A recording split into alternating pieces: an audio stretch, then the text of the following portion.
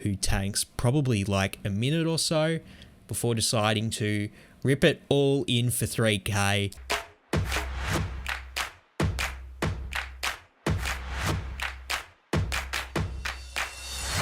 Hey YouTube. G'day poker people, finally welcome back to the vlog after a long time. Melbourne has finally reopened. I'm double vaccinated. The lockdowns are hopefully, fingers crossed, over forever now that 80% of the state is vaccinated. And you know, the thing I'm most excited to do as soon as that happened was get back in the live poker action. We've already wasted enough time this year waiting for a live poker game to start. We're playing some 5, 10, 20 today. Let's not waste any more time. Let's freaking go and get in this game.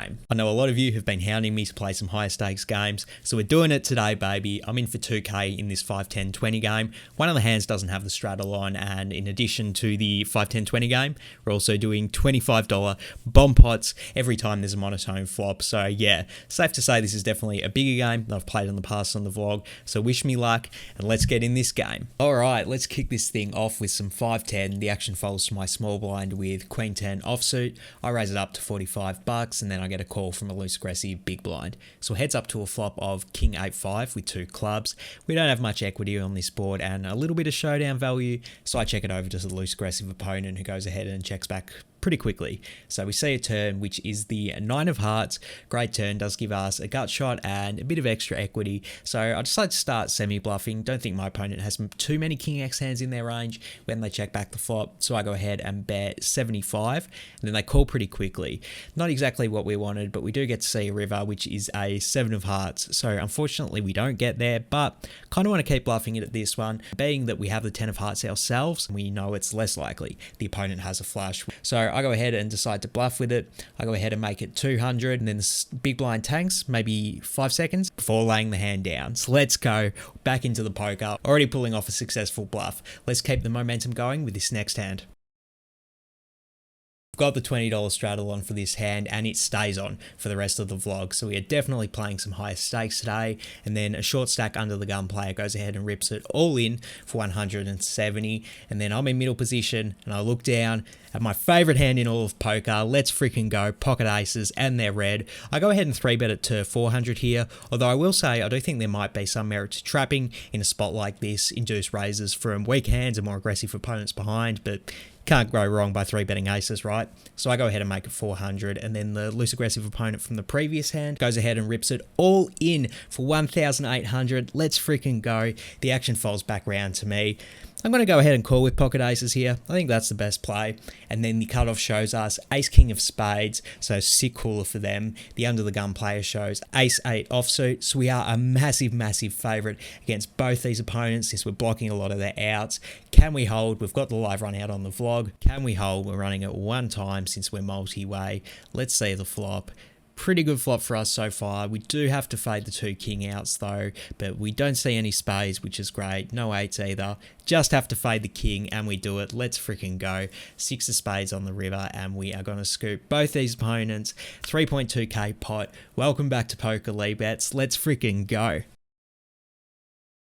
Next hand, we've got a villain who I've played a few times with in the past on the vlog, and they would like to be called Mr. Chow from now on. They go ahead and open up the cutoff to 60. Then I'm on the button with pocket 10s. I 3-bet it to 225. And the action's round to a tight aggressive big blind who puts in the 4-bet. They go ahead and make it 550.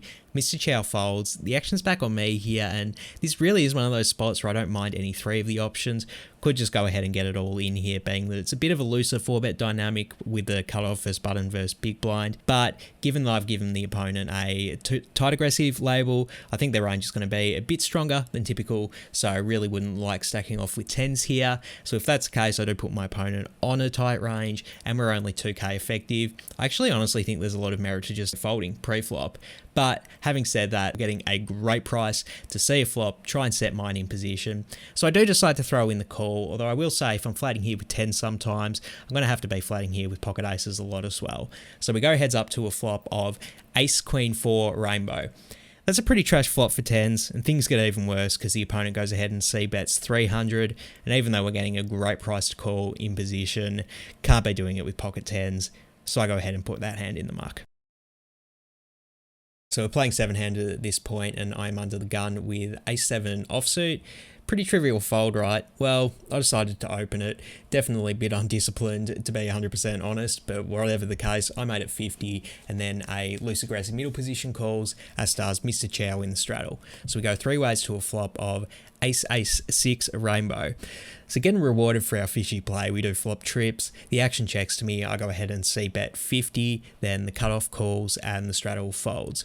So it heads up to a turn, which is the 5 of hearts. I go ahead and check it over to the villain at this point. I really do think we're going to be kind of over-repping our hand if we do continue to bet. I think a lot of hands that are basically not ace-x are going to be able to get away at this point, and if we do check it over to them, we can potentially induce protection bets from those hands, and maybe some bluffs if they did float the flop with a hand like Jack 10 with a backdoor flush draw or something.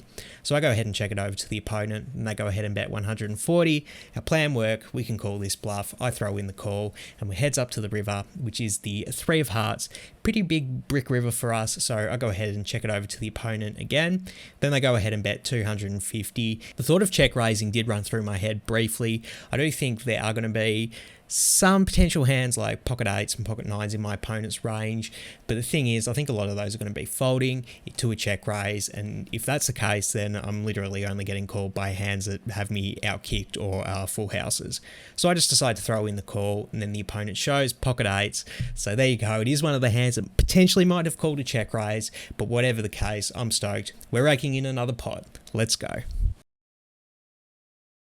It's the return of PLO double board bomb pots. Let's freaking grow. But the thing with this game is we're anteing up 25 to start the hand, so definitely much higher stakes. There's already 175 before any of the cards have been dealt, and then we look down in what would have been the big blind at 10, 10, 9, 9 double suited. So it's usually a pretty good hand in PLO, but we're going to see 2 flops before any pre-flop action. I'm going to put them up on the screen there, and you can see we flop the 10 high flush on the first board, and we have pretty much nothing on the second board. So when the small blind checks it over to me, I think I have a pretty easy check back here, and apparently everyone else at the table agrees with me because the action ends up checking around. So we're going to get to see 2 free turns. The first one is the 3 of clubs, and the second one is the 9 of spades. So there you go. The front door flush does get in on the second board, but we do turn a set in addition to our third nut flush is right.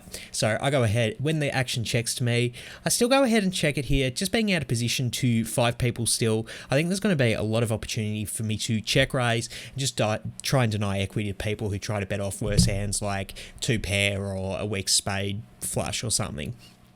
So I go ahead and check it over to the loose aggressive straddle, who does go ahead and bet 50, then under the gun calls, the cutoff calls, the action folds back round to me, and I'm going to go ahead with my plan. We have 2 very, very strong hands on these board. The chances we get scooped are very unlikely, particularly when the action checks 2 on the flop, when I think pocket aces are going to be betting, pocket queens are going to be betting, and we chop with some of those hands anyway. So I go ahead and pot it to 475, then the straddle thinks for maybe like 30 seconds before throwing in the call, under the gun on the cutoff fold.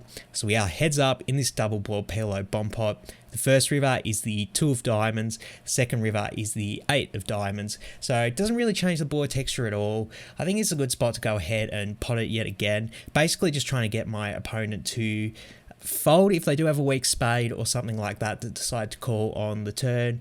Potentially get called by some worse hands actually if they do decide to get very sticky with like a 8 high flush and 2 pair on the second board, something like that. So I go ahead and pot it to 1,225, and then my opponent calls pretty quickly. They end up showing 8-5-4 deuce with 2 spades. So they had spades on the second board, so they're going to win that one, but our flush on the first board is good, so we end up chopping this hand. Next up, Mr. Chow opens the cutoff to 75. Now I'm on the button with the second best hand in all of Hold'em, pocket kings. I 3-bet it to 250, and the action folds back round to Mr. Chow, who goes ahead and puts in the 4-bet, makes it 650. We're loving this news when we have pocket kings, but it is a pretty interesting decision we have in position here. I talked about this a bit earlier when I had when I 3-bet pocket 10s and got 4-bet, that you definitely do want to have some continues in your range here when you do have stronger hands, like we do this time with pocket kings. So definitely a lot of merit to trapping. Obviously could go ahead and 5-bet as well. I think the chances we have the best hand with pocket kings, particularly against a loose aggressive players 4-bet, is very likely, and we could just raise it up to get a bit of value. So I really could go either way between calling or raising here. I decided to call here, and really the main factor that kicked it over the edge for me was just that I did call with pocket 10s earlier, and I ended up folding an ace high flop. So my 4-bet calling range looks a bit weaker potentially. Maybe I'm overthinking it though. Whatever the case, I throw in the call, and then we heads up to a flop of Jack 4 deuce with 2 clubs. And then Mr. Chow checks it over to me. In this spot, I think we have a slam dunk value bet spot. I think the chances my opponent has an ace high hand that he's going to continue with a float is pretty likely, but I don't want to price him out too much. I want to give him a good price to float. So I go ahead and bet 300. In retrospect, we started the hand about 3k effective with the villain. Probably could size up here, something like 400, 450 probably would be a better sizing. Whatever the case, I made it 300 though, and the opponent calls. So we're still heads up to a turn, which is the 8 of hearts. The opponent checks it over to me, and interesting spot whether I want to continue betting or not. The reasons I will like betting are basically just to stack my opponent when they do have ace jack, queen jack, or pocket queens. But there is a lot of merit to checking and inducing some bluffs from some of those ace high hands that I think a loose aggressive opponent is going to be pretty liable to bluff with a hand like ace king or ace queen on the river. So I do go ahead and check it. If I had this decision back, I think probably just betting and continuing to build this pot with a really strong hand probably is the better play. So I go ahead and check it. Then we get a free river, which is the 6 of diamonds. The opponent checks it over to me again. Now we have a slam dunk value bet spot. Still think my opponent doesn't have a super strong hand, but we're just going to have to size down a little bit to try and get a little bit of value. I go ahead and make it 800. Then the opponent is in the tank, probably a good 30 seconds or so. Before throwing in the call, let's go. We show our pocket kings, and the opponent ends up mucking their hand.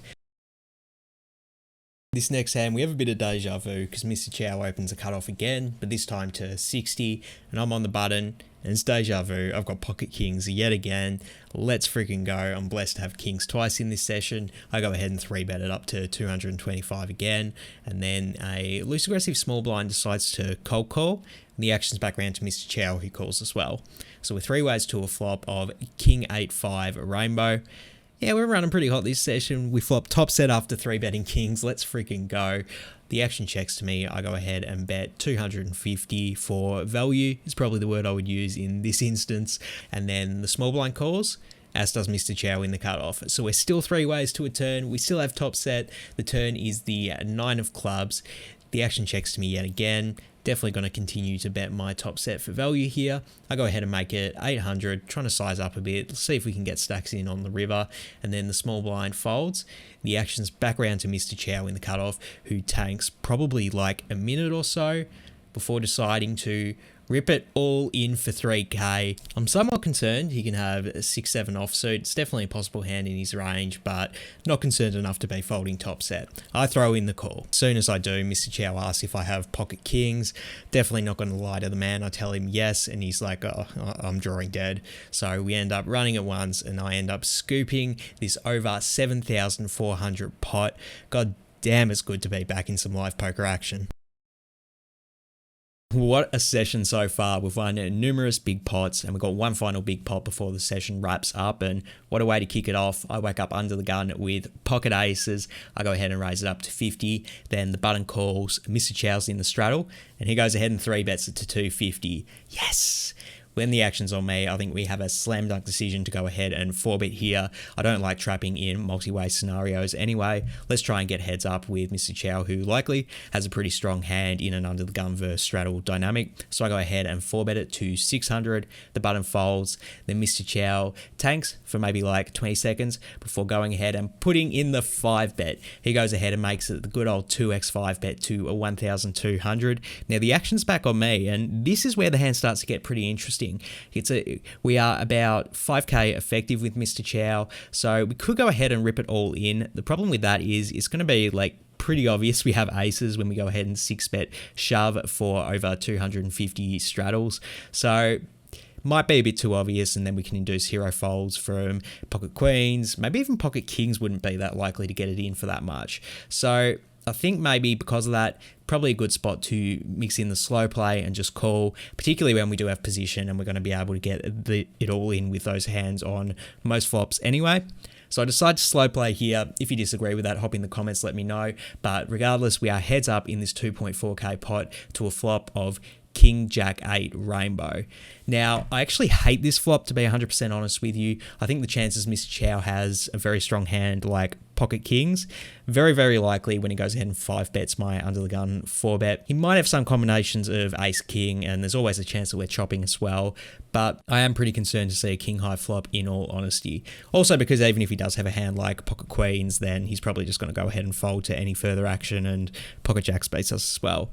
So he does go ahead and check it over to me, which is already setting off alarm bells, to be 100% honest. I really think if they did have ace king, they will probably mix in a bet here, try and get a bit of value from, you know, some of my lighter floats like ace queen or pocket queens. So actually, even though, you know, checking can be indicative of weakness sometimes, not in this instance, I'm actually pretty worried. So I do decide to check it back with the aces and get a free turn, which is the 9 of diamonds. And then Mr. Chow straight away rips it all in for about 3.8k. And I've already said it, I'm very concerned that he could have pocket kings in his range. And I look about potential hands that aren't kings, basically. I don't think there's any world where he's overbet ripping it with ace king when the flop goes check check. Maybe pocket aces will make sense, but we block it so heavily. If he had a bluffing hand like ace queen or ace 5 suited, something like that, I definitely think he's going to see better king high board. So really, through the power of deduction, the only logical hand that I can put him on is pocket kings or pocket aces, but we block it so hard. I think it's much more likely he has pocket kings, and considering we're getting an awful price to call this overbet jam, I actually decided to go ahead and fold my aces there. Yeah, pretty nitty fold, but I really do think it is the right play. I think the chances my opponent had pocket kings is almost for certain. I think I played a hand a while ago when I was on doing the online poker vlogs where I called off in like this exact spot in the 5-bet pot when they obviously had kings, and I sort of had it in the back of my head ever since then that just don't pay them off in obvious spots like this when there's so much EV on the line. But I know a lot of you are going to hate this fold, so hop in the comments below and let me have it. I'm still proud of it. I really do think he had pocket kings, but we'll never know for sure. So there you go, those were the most interesting hands from my first session back after lockdown, and ended up playing about 6 hours before the game broke. But how do I feel about my play this session? Well, I feel pretty good. I'm going to give myself a B+ for the session. I really do like a lot of the plays I made. I thought I was coming back really focused and just really excited and keen to play some poker, really paying attention and looking for good spots to go ahead and make some exploit folds, like a particular hand I'm sure I'm getting roasted for in the comments, and also some good bluffs like that first hand with the queen 10. Definitely can't go to the A grade though, making a few mistakes. I think calling that 4-bet with pocket 10s, it's not an awful play, but I definitely think I could have made more EV by probably just folding pre-flop, to be 100% honest. And yeah, that looser open with the A7 offsuit from EP, that's just a fishy play, to be 100% honest. I do like my line post-flop, I will say, but yeah, don't need to be opening myself up to getting 3-bet really light with like opening trashy hands like that in early position. So can't go to the A grade when I'm making those mistakes, but besides those, really did like my play, and would be happy if I played like this every single time I sat down at a poker table. So I'm going to go with a B+ today.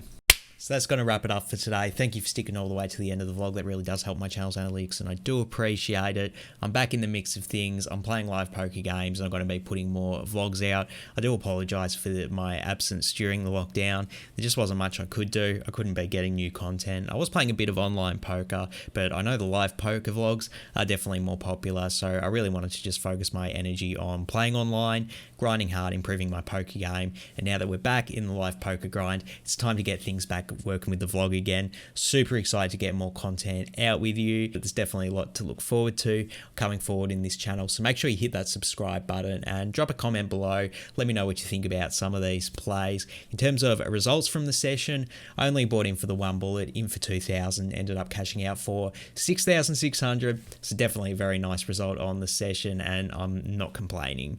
That's going to wrap it up for today. Thanks again, guys. I'm out of here. Peace.